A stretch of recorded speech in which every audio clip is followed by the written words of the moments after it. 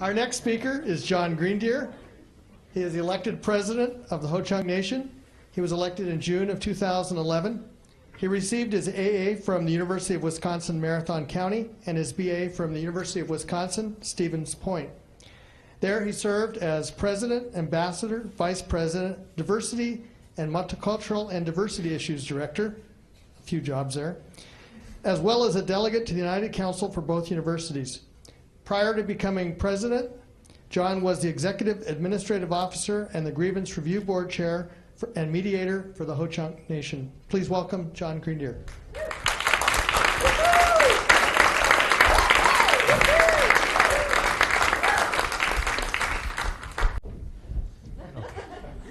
I'm a pacer, so first got to check for the trap door. Well, good evening, everyone. What an exciting opportunity we have tonight to listen to some of the most insightful and brilliant people Indian country has to offer. I'm very excited to be a part of this discussion. I want to thank whoever it was that signed me up for this. I didn't think I could be any more nervous or insecure in life as it was. And so certainly, as they say in my country, thanks for that honor, that blessing. And I hope there's something of value that I can add to this very, very good and needful discussion we have in Indian country. My name is Jon Greendeer. I am president of the Ho-Chunk Nation of Wisconsin for another 34 more hours, right? So my staff is pretty excited about that. We'll see what kind of trouble we can get into in the next day or two. But that's not all I am or all I do or whatever. I'm also the husband of this wonderful, sensational woman of the Oneida Nation. She's fantastic, great sense of humor, poor judgment, obviously. But since I'm the sole beneficiary of that, I'm not going to complain about that. We have two lovely daughters. One is 9. The other is 21, so I have a young one that wants to be a teenager, and I have an older one that still acts like one. So I love them both dearly. I also identify with a couple things. I'm an avid cyclist. I am a woodworker. I'm a drone pilot, believe it or not. I am a musician. I do a lot of things and have a lot of fun, but I'm not a psychic. I'm not a fortune teller, I'm not a prophet, I don't read tea leaves or anything like that. So when someone hands me a question like, what is sovereignty going to look like in the future for Indian country, I just can't blurt out an answer and make my best guess. And that picture has yet to be drawn. We all members of the federally recognized tribes, indigenous people, we all hold a pencil to that. And we all contribute to this really elaborate mosaic that is Indian country every day. Every time we get up, every time we do something, every time we don't do something, we are all a part of that. And it's important to know that not being able to predict anything doesn't leave you shorthanded. We actually make a lot of projections. We do this with business a lot. We do this with our finances. We do this with our academics. We do this with our weight, our performance, our academic achievement. And so how do we project? Well, it's simple. We go back to our past, right? And we take a good look. We take a look at where we are today, or better yet, who we are, and to see where we'll be at in the future. Or better yet, where we want to be in the future, right? And the way to project, it's wrought and full of opportunities for error. Like, I walked a mile yesterday, and I lost 1 pound. That's pretty exciting. So if I keep doing that, by August 1st, I'll be 30 pounds lighter. Wrong. Because if that's true, you guys would probably all leave right now and go for a 1-mile walk. And that's really one of many different environmental, social, biological, political, financial, corporate influences that the society has and changes these checkpoints of past, present, and future. And these are all things in terms of a holistic evaluation that you must consider when you are making these projections. So it's very important that we go back to a time, a period, and how far back, John, I don't know. Let's do something that I know we understand. Natives, and I don't need to generalize, but we do think generationally. That's exactly how we think. And if I could be so bold as to even offer up that 7-generational thought, why we go back 7 generations where our original stories of survival and success are our clan systems, our family structures, our deep core values, all those things that are inculcated into our very being that make us who we are today. That's exactly why we go back as far as we can. And we take a look at our history through our eyes, not through anyone else's, not through D. Brown's and every other provocative writers who have sensationalized different fragments of Indian country and profited from it and done really well. And not that guy was Kevin Costner, who, you know, also guilty of the same thing, and who has as well done his work in Hollywood and cinema to make this depiction. And I hate to, you know, upset some of the staff here. That was a cinema movie, Hollywood movie, not a documentary. That did not really happen. But we come back to take a look at how we were and who we were, and we take a look at us today. And it comes with some warnings and some details and disclaimers that our society, our social environment, is always trying to change your identity. And it's important to know that when you take a real look, an introspective look at who you are, how you are composed, that you do that as free as possible from influence. If there's anyone that feels that they are oblivious and immune to what society tells you, you're wrong. You're absolutely wrong. Because right now, you're somebody's Indian mascot, right? Right now, you are the chief authority of all things Indian in your college classroom, right, because of who you are. Our job, our privilege, our responsibility to raise our kids and strengthen their identity so that they can succeed in every aspect of life is contaminated by the fact that somewhere down the line, some teacher is going to ask your child to be the Indian maiden or the brave for their Thanksgiving play. And this thing grows with you, and it changes who you are, how you look at yourself, and more importantly, how you feel about yourself. So we look into our future. And our future, and I hate to be the bearer of bad news, is also subject to the same type of influence. And we hear it all the time. The only thing soaring in Indian country is our diabetes rates, childhood obesity, teen pregnancy, gangs, use. Our communities are full and wrought with drug use, and synthetic marijuana and heroin. And we've got all these things. And what happens when you create a negative environment? When you create one for a child, when you create one for a student, when you create one for an employee, that's exactly what you result in. They become a part of that environment. And this needs to change. It is our responsibility to use our pencils that we've been given as we draw this and contribute to this mosaic, that we draw a different picture. Because we do it to ourselves. How often are we saying, oh, that person ain't even Indian. That person even doesn't know his ways, and you're losing your language, you don't know anything. And we're doing this to ourselves, and that needs to stop. We need to start empowering, motivating, encouraging, planting those seeds into the very essence of who we are, so that we can write that next chapter, draw that next picture of who we are, and that we draw a strong Indian country for our future. Because it's going to happen. And I believe that sovereignty will be there. Sovereignty is going to be a part of our future, and it's going to be stronger than ever, but it's going to be different. Sovereignty evolves. Don't think for one instance that people were sitting around pre-colonial times thinking sovereignty was what it is today. Today we celebrate sovereignty different. I don't even really actually know what that is.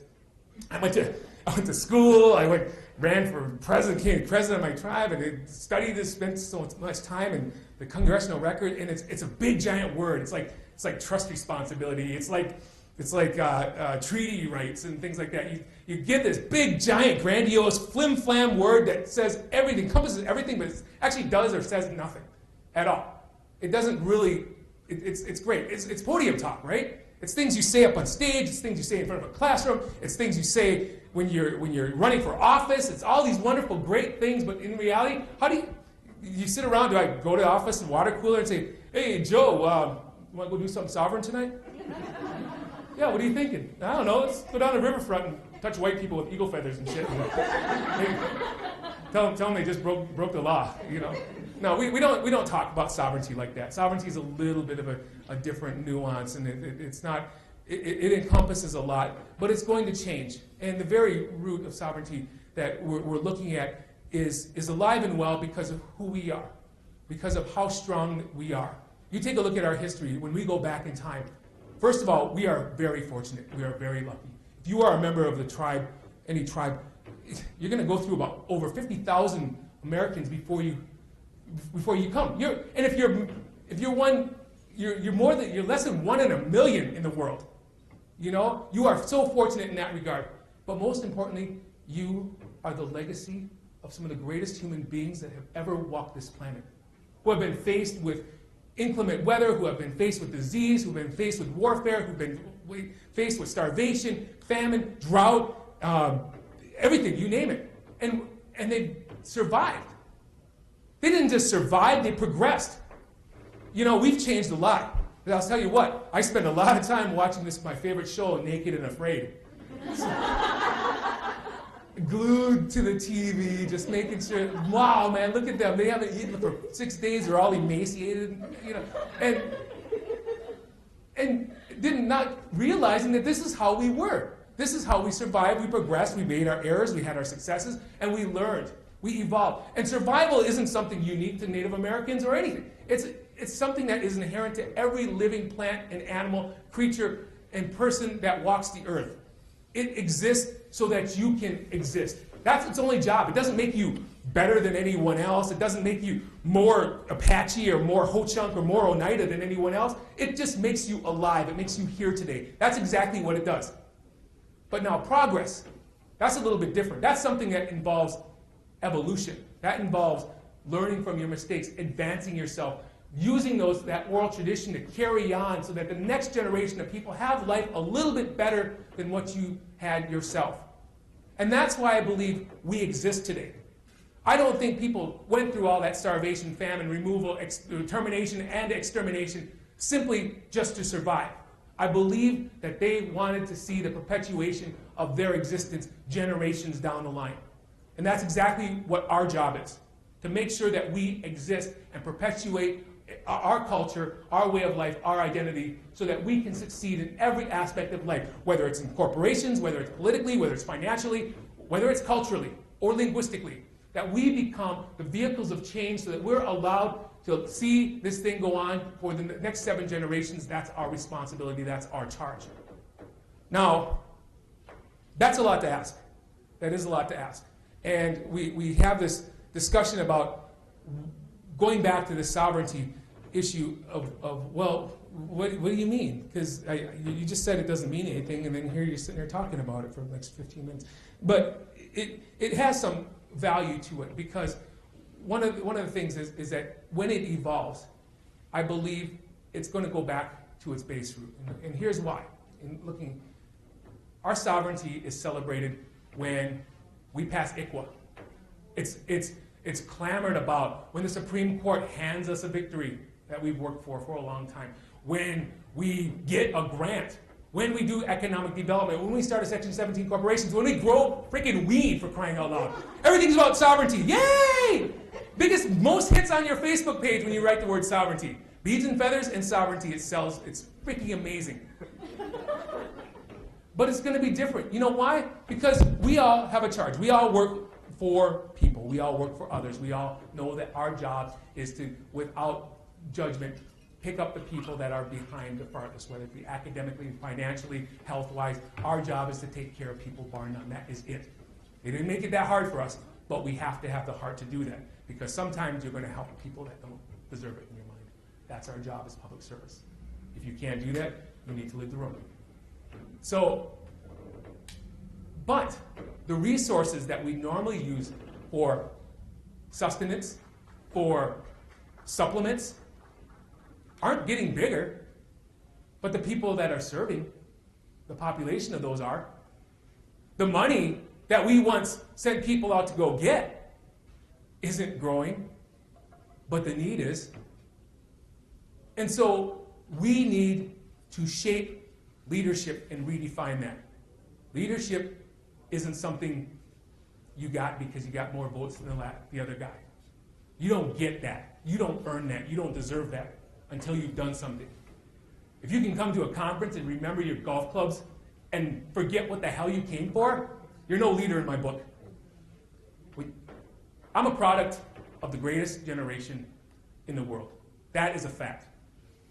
I'm a product of Schoolhouse Rock. I know how a bill becomes a law. I know all these wonderful things, and these things are just ingrained into me. And I studied political science. I've studied, politics, tribal politics, state-tribal relations. I've studied sovereignty. I've studied all these ones. I read treaties and done all these wonderful things. And I go out to D.C. because this is where things happen. And all of a sudden, it doesn't look anything like I thought it was. Anything I read about, anything I heard about, it is absolutely, it's not worse, I guess. It's a lot more complex. And things just don't work. I mean, we used to be able to go there with drums and berets and bandanas and make stuff happen. That just doesn't happen anymore. There are not enough people with hearts anymore to hear that story and really embrace it and feel like they can do something. But they're not being told what to do. Because we're going over there saying, geez, you need to respect our treaty rights. You know what she told somebody? Nothing.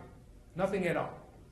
When we go to make change, whether it be Washington, D.C. or other, that we have to prepare ourselves, and this is exactly what I mean by sovereignty. We have to empower ourselves to bring ourselves a level up. We have to understand that what we do in the face of change is going to require some sacrifice. You have to be able to equip yourself with the tools needed to make change. If you've decided to run for office, if you've taken a position of leadership, then you have to ante up. You don't have an excuse. Because if you go there with nothing, that's exactly what you bring home for your people. Nothing. It's even worse. Because if you go there before me and mess up my mission and make my work harder, then you and me got issues. So when we think about the changes that Indian country needs, whether it be from a tribal member or a tribal leader or a tribal official, that we understand that we have to embrace and empower each other. That means not just hiring or electing individuals to make change. That means supporting them all through that. Our programs are going to change. They aren't going to be there to handle everything. We have this situation often where someone will spend 5 hours complaining that someone didn't take 15 minutes to shovel their driveway for them. What does sovereignty look like these days? Sovereignty looks like that person that will go out and do that job. Sovereignty looks like this young man who decided that he was going to run 10 marathons in 30 days because his sister took her own life, and he wanted to bring awareness to the rampant and raging statistics of teen suicide in his community. And he got attention. Sovereignty looks like this young Native lady who stood before her principal and her superintendent and said, I'm going to beat my mortarboard, and I'm going to wear my feather, and we're going to go out there and we're going to make this happen because that's my identity. That's what sovereignty looks like. Sovereignty looks like this young family who decided they're not going to wait for that magic pill that teaches you all your native languages, and they decided that they're going to only speak their language in their household, and that's it. If you can say it in your language, that's what will be said from there on. They didn't wait for the language program. They didn't wait for an app. They didn't wait for some flashy, nice website to make this happen. They went out and did this. Sovereignty comes down to its root form, self-determination, the determination of oneself. It comes down to personal sacrifice. It comes down to personal responsibility. It comes down to what are you going to do to elevate your situation. This isn't about a government taking away dependency programs. This is about a government, leaders, people in the community promoting individualism, promoting individual sustenance, making sure that these households, these communities, lift your nations and become sovereign. The most sovereign nation in our future are those that are standing on their own. And they're standing there and they are fueled by people who are empowered, by their households who are empowered, by their communities who are empowered. We have a job to do. We have a picture to draw. You have that pen. Take it out. Draw something flippin' wonderful. Thank you.